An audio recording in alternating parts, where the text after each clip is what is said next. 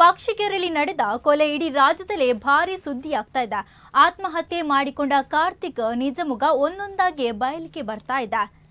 ಆತ ಸಾಲವನ್ನ ಮಾಡಿಕೊಂಡಿದ್ದ, ಇದರ ಜೊತೆಗೆ ಆನ್ಲೈನ್ ಜೂಜಾಟಕ್ಕೆ ಬಿದ್ದಿದ್ದ ಅನ್ನುವ ವಿಚಾರ ಕೂಡ ಕೇಳಿ ಬಂದಿದೆ. ಒಡವೆಗಳನ್ನ ಸೊಸೈಟಿಯಲ್ಲಿ ಇಟ್ಟು ಈ ರೀತಿ ಹಲವು ವಿಚಾರಗಳು ಬಹಿರಂಗಗೊಳ್ಳುತ್ತಿದೆ. ಈ ಬಗ್ಗೆ ಮಾತಾಡ್ಲಿಕ್ಕೆ ಅಂತ ಕೆಮ್ರಲ್ ಪಂಚಾಯಿತಿ ಅಧ್ಯಕ್ಷರಾಗಿರುವ ಮಯ್ಯದ್ದಿ ಅವರು ನಮ್ಮ ಜೊತೆ ಇದ್ದಾರೆ. ಬನ್ನಿ ಅವರನ್ನ ಕಾಲ್ ಕನೆಕ್ಟ್ ಮಾಡಿ ಮಾತಾಡೋಣ. ಹಲೋ ಸರ್, ಹೇಳಿ ಮೇಡಮ್. ಹಲೋ ಹಲೋ, ಹೇಳಿ ಮೇಡಮ್. ಕೇಳಿಸ್ತಿದ್ಯಾ ಸರ್ ನನ್ನ ವಾಯ್ಸ್? ಕೇಳಿಸ್ತಿದೆ, ಹೇಳಿ. ಅದೇ ಸರ್, ಈಗ ಕಾರ್ತಿಕ್ ಭಟ್ ವಿಚಾರಕ್ಕೆ ಸಂಬಂಧಪಟ್ಟಂತೆ ನಿಮ್ಗೆ ದೊರೆತಿರುವ ಮಾಹಿತಿ ಏನು ಅಂತ? ಅಂದ್ರೆ ಮೊನ್ನೆ ಮಾಡ್ರಾದ ನಂತರದ ಹೌದು ಸರ್, ಈಗಿನ ಪ್ರೆಸೆಂಟ್ ಅಪ್ಡೇಟ್ ಯಾವ ರೀತಿಯಾಗಿದೆ ಅಂತ? ಈಗ ಅಪ್ಡೇಟ್ ಅಂದ್ರೆ ಅವರನ್ನ ಅರೆಸ್ಟ್ ಮಾಡಿದಾರಲ್ಲ. ಓಕೆ. ಅಲ್ಲ ಸರ್, ಕಾರ್ತಿಕ್ ಇದಾರಲ್ಲ, ಅವರು ಸಾಲವನ್ನ ಮಾಡಿದ್ರು, ಆತ ಒಬ್ಬ ಸಾಲಗಾರ ಅನ್ನುವಂತಹ ವಿಚಾರ ಈಗ ಬಯಲಿಗೆ ಬರ್ತಾ ಇರುವಂತದ್ದು. ಸರಿ ಅದೇ ಮೊನ್ನೆ ತನಕ ಅವನು ಡೆತ್ ನೋಟ್ ಅಲ್ಲಿ ಬರೆದು ನನ್ನ ತಾಯಿ ಮತ್ತೆ ನನ್ನ ಅಕ್ಕನದು ಇದು ಟಾರ್ಚರ್ ಇತ್ತು ಅಂತ ಬರೆದಿದ್ದಾನೆ. ಓಕೆ. ಆಮೇಲೆ ಬಂದಂತ ಈಗ ಮಾಹಿತಿ ಪ್ರಕಾರ ಅವನು ಸಿಕ್ಕಾಪಟ್ಟೆ ಸಾಲ ಮಾಡ್ಕೊಂಡಿದ್ದಾನೆ. ಅದು ನಿಜನಾ ಸರ್? ಅದು ನಿಜವಾಗ್ಲೂ ಹೌದೇ. ಯಾಕಂತ ಹೇಳಿದ್ರೆ ನಾನು ಕೂಡ ಎಲ್ಲ ಕಡೆ ವಿಚಾರಿಸುವಾಗ ಅವನು ಬೇರೆಯವರು ಒಂದು 10 ಪೌನ್ ಚಿನ್ನವನ್ನು ಇಟ್ಕೊಂಡು ಅದನ್ನು ಅವನೇ ಬಿಡಿಸಿ ಅವನು ಮಾರಿಕೊಂಡಿದ್ದಾನೆ. ಅದರ ಬಗ್ಗೆ ಇವತ್ತು ಮುಲ್ಕಿ ಸ್ಟೇಷನ್ ಅಲ್ಲಿ ಅವರು ಕಂಪ್ಲೇಂಟ್ ಕೂಡ ದಾಖಲಾತಿ ಮಾಡಿ ಕಾಣ್ಬೇಕು. ಮತ್ತೆ ಬೇರೆ ಒಂದು ಅವನಿಗೆ ಡೆತ್ ಕೊಲೆ ಮಾಡುವ ಮೊದಲು 1-2 ದಿನ ಮೊದಲು ಬೇರೆ ಒಬ್ಬರದ್ದು ಒಂದು 50,000 ಒಂದು ಉಂಗುರವನ್ನು ತಕೊಂಡು ಮಾಡಿದಂತ ಘಟನೆ ಮಾಹಿತಿ ಬಂದಿದೆ. ಓಕೆ ಸರ್, ಅವ್ರು ಬದುಕಿರುವಾಗ ಈ ರೀತಿಯಾದ ಘಟನೆ ನಡೆದಿದ್ರು ಕೂಡ ಯಾರು ಕೂಡ ಪೊಲೀಸ್ ಸ್ಟೇಷನ್ ಕಂಪ್ಲೇಂಟ್ ಅನ್ನು ಕೊಡುವಂತಹ ಒಂದು ಕೆಲಸವನ್ನ ಮಾಡಲಿಲ್ಲ.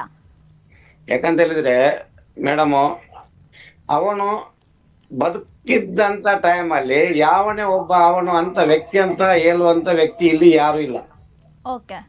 ಯಾಕಂತ ಹೇಳಿದ್ರೆ ಅವನು ಒಳ್ಳೆ ರೀತಿಯಲ್ಲಿದ್ದ, ಇಲ್ಲಿ ಹುಟ್ಟು ಬೆಳೆದವನು, ಅವರು ತಂದೆ ತಾಯಿ ಕೂಡ ಒಳ್ಳೆಯವರೇ, ಎಲ್ಲರ ಫ್ಯಾಮಿಲಿ ಒಳ್ಳೆ ರೀತಿಯಲ್ಲಿ ಇದ್ದಂತವ್ರು.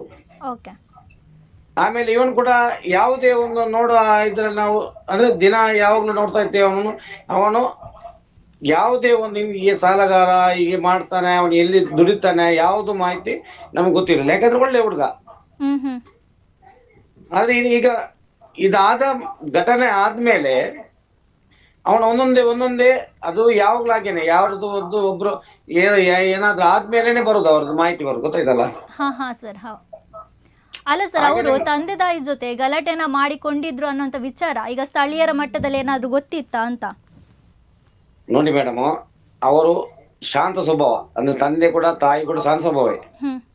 ನೋಡಿ, ಈ ರೀತಿ ಈಗ ನಿಮ್ಮ ಮನೆ ಆಗ್ಲಿ ನಮ್ಮ ಮನೆ ಆಗ್ಲಿ ಈ ರೀತಿ ಅವನು ಸಾಲ ಮಾಡ್ಕೊಂಡು ಹೀಗೆ ಮಾಡ್ತಾ ಇದ್ರೆ ಯಾವ ಮನೆಯಲ್ಲಿ ಕೂಡ ಏನಾದ್ರೂ ಸ್ವಲ್ಪ ಸಣ್ಣ ಮಟ್ಟಿಗೆ ಗಲಾಟೆ ಬರ್ತದೆ. ನೀನು ಹೀಗೆ ಯಾಕೆ ಮಾಡ್ತೀವಿ, ನೀನು ಹೀಗೆ ಸಾಲ ಗೀಲ ಮಾಡ್ಕೊಂಡು ನಮ್ಮ ಮನೆ ಮರ್ಯಾದೆ ಅಂತ ತೆಗಿತಿ ಹಾಗೆ ಅಂತೆಲ್ಲ ಬರ್ತದೆ. ಅಂದ್ರೆ ನಾವು ಸುರಿನ ದಿವಸ ಇಂಥ ವ್ಯಕ್ತಿಗೆ ಮಾಡ್ಲಿಕ್ಕೆ ಇರ್ಲಿಲ್ಲ ಅಂತ ಎನಿಸಿದೆವು ನಾವು. ಆದ್ರೆ ಒಂದೊಂದೇ ಅವನ ವಿಷಯ ಬರುವಾಗ ನಿಜವಾಗ್ಲೂ ಅಲ್ಲಿ ಅವರು ಕೂಡ ಮರ್ಯಾದಸ್ಥರು, ಮನೆಯವರು ಮರ್ಯಾದಾದ್ಮೇಲೆ ಅವರು ಎಂತ ಮಾಡ್ತಾರೆ ಅದು ಇದ್ದದಲ್ಲ. ಈಗ ನನ್ನ ಮಗ ಒಬ್ಬ ಹೀಗೆ ಆಗ್ತಾ ಇದ್ದಾನೆ, ಅವನು ಅದನ್ನು ಹೊರಗಡೆ ಹೇಳಲಿಕ್ಕೆ ಅವರಿಗೆ ಯಾಕೆಂದ್ರೆ ನಮ್ಮ ಮರ್ಯಾದೆ ಹೋಗ್ತದಂತೆ ಅನಿಸಿರ್ಬೋದು. ಅದೇ ಸರ್, ಅವರು ಡೆತ್ ನೋಟ್ ಅಲ್ಲಿ ಅವರ ತಾಯಿ ಮತ್ತೆ ಅಕ್ಕನ ಹೆಸರನ್ನ ಬರ್ದಿದ್ದಾರೆ ಕಾರ್ತಿಕ್ ಅವರು. ಈಗ ಅವರು ಆಸ್ಪತ್ರೆಯಲ್ಲಿ ಇದ್ದಾರೆ, ಅಂದ್ರೆ ಅವ್ರಿಗೆ ಏನು ತಲೆ ತಿರುಗಿ ಬಿದ್ದಿದ್ರು ಅವರ ತಾಯಿ ಮತ್ತೆ ಅಕ್ಕ. ಈಗ ಆಸ್ಪತ್ರೆಯಲ್ಲಿ ಇದ್ದಾರೆ. ಈಗ ನೆಕ್ಸ್ಟ್ ಏನಾಗಿದೆ ಸರ್? ಆಸ್ಪತ್ರೆಯಿಂದ ಹೊರಗೆ ಬಂದಿದ್ದಾರ, ಆ ವಿಚಾರ ಗೊತ್ತಿದ್ಯಾ ನಿಮ್ಗೆ? ಹಾಸ್ಪಿಟಲ್ ಇಂದ ಹೊರಗೆ ಬಂದಿದಾರ. ಮತ್ತೆ ಅವರನ್ನು ಯಾಕಂದ್ರೆ FIR ಆದ್ಮೇಲೆ ಅವರ ಪ್ರೊಸೀಜರ್ ಉಂಟಲ್ಲ ಹಾಗೆ. ಮತ್ತೆ ಮೊನ್ನೆ ಹಾಸ್ಪಿಟಲ್ ಇದ್ದು ಮಾಹಿತಿ ಉಂಟು, ಇವತ್ತಿನ ಮಾಹಿತಿ ನನಗೆ ಗೊತ್ತಿಲ್ಲ. ಮತ್ತೆ ಇವತ್ತು ಕೂಡ ಇದು ಒಂದೊಂದೇ ಬರುವಾಗ ನಿಜವಾಗ್ಲೂ ಇವನದೇ ತಪ್ಪು, ಅವರ ತಪ್ಪಿಲ್ಲ. ಯಾಕಂದ್ರೆ ನೋಡಿ, ಆ ಮನೆಯಲ್ಲಿ ಇಂತ ಇದು ಮಾಡಿದ ಮೇಲೆ ಇವನು ಸೋಕಿ ಜೀವನ ಮಾಡ್ಕೊಂಡಿದ್ರೆ ಇವನು 2 ದಿನ ಮೊದಲು 50,000 ಯಾಕೆ ಚಿನ್ನ ಇಟ್ಕೊಂಡ? ಅವನು ಸಾಯುದು ಅಂತ ಗೊತ್ತಿದ್ರೆ ಅವನು 2 ದಿನ ಮೊದಲು ಯಾಕೆ ಆ ಚಿನ್ನ ಇಟ್ಟ? ಆ ಹಣದ ವಿಷಯದಲ್ಲಿ ನಮಗೆ ಒಂದು ಅನಿಸಿಕೆ ಅಂದ್ರೆ ಅವನು ಆ ಹಣದ ವಿಷಯದಲ್ಲಿ ಎಂತ ಇವನಿಗೆ ಏನು ಗಲಾಟೆ ಆಯ್ತಾ, ಹ್ಮ್ ಹ್ಮ್ ಅದು ಸ್ವಲ್ಪ ಇದ್ರಲ್ಲಿ ಉಗ್ರ ಆಗಿ ಅಲ್ಲಿಂದ ಏನಾದ್ರು ಓಡ್ಬಿಟ್ಟನ. ಹ್ಮ್ ಹ್ಮ್ ಯಾಕಂದ್ರೆ 2 ದಿನ ಈಗ ನಾನು ಸಾಯುದಂತ ಗೊತ್ತಾದ್ಮೇಲೆ ಹ್ಮ್ ನಾನು ಅವರನ್ನು ಕೊಲ್ತೆ ಅಂತ ಗೊತ್ತಾದ್ಮೇಲೆ ನಾನು 50,000 ಯಾಕೆ ತಗೊಳ್ಬೇಕು, ನನಗೆ ಎಲ್ಲಿ ಹೋಗ್ಲಿಕ್ಕೆ ಉಂಟು ಹ್ಮ್ ಹ್ಮ್ ಅಂತ ಮಾಹಿತಿ. ಅದಕ್ಕೆ ಅವಂದೇ ಈಗ ಈಗ ನೋಡುವಂತ ಪರಿಸ್ಥಿತಿಯಲ್ಲಿ ಅಂದ್ರೆ ಅವನು ನಿಜವಾಗ್ಲೂ ಅವನು ಏನಿದ್ರು ಆ ಎಂತಿ ಮಗುವನ್ನು ಕೊಲ್ಬಾರ್ದಿತ್ತು, ಅದು ಆಗ್ಲೇಬಾರ್ದಿತ್ತು. ಅದು ಸರ್ 4 ಅವನಿಗೆ ವರ್ಷದ ಪುಟ್ಟ ಕಂದದು ಹೃದಯ ಅನ್ನುವಂತ ಪುಟ್ಟಗ ಹೆಸರಿನ ಅವನಿಗೆ ಮಗು. ಏನ್ ಅವನ ಹೆಂಡತಿ ತಂದೆ ತಾಯಿ ಇದ್ದಾರೆ, ಹ್ಮ್ ಅಣ್ಣ ಇದ್ದಾನೆ, ಮಗುವನ್ನು ಅಲ್ಲಿ ಮುಟ್ಟಿಸಿ ಆ ಹೆಂಡತಿಯನ್ನು ಅಲ್ಲಿ ಕಲಿಸಿಕೊಂಡು ಇವನ್ ಬೇಕಾದ್ರೆ ಏನ್ ಮಾಡ್ಬೋದು, ಹ್ಮ್ ಮಾಡ್ಲಿಕ್ಕೆ ಇದ್ರೆ ಮಾಡಬಾರ್ದು. ಹ್ಮ್ ಅದ್ ಹೇಳಿದ್ರು.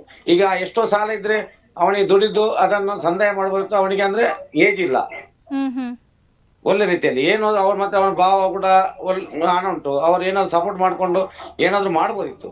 ಹ್ಮ್ ಹ್ಮ್ ಅವನಿಗೆ ಇದು ಜೀವ ಕೊಲ್ಲುವಂತದ್ದು ಅವನಿಗೆ ಇದೇ ಅಲ್ಲ ಹ್ಮ್ ಹ್ಮ್ ಹ್ಮ್ ಅಂತ ಇದ್ರಲ್ಲಿ ಇವನು ಮತ್ತೆ ಮಗುವನ್ನು ಕ್ರೂರ ಮಾಡಿದ. ಅವನು ಮಾಡಿದ್ದೆ ಅದು ಕ್ರೂರ. ಅದು ಯಾಕೆಂದ್ರೆ ಅವನು ಎಂತಿ ಮಗುವನ್ನು ಆ ರೀತಿಯಲ್ಲಿ ಕೊಂದು ಒಬ್ಬ ಸುಸೈಡ್ ಮಾಡುವಂತದ್ದು ಯಾರಿಗೂ ಬರಬಾರ್ದು, ಇನ್ನು ಆಗಬಾರ್ದು.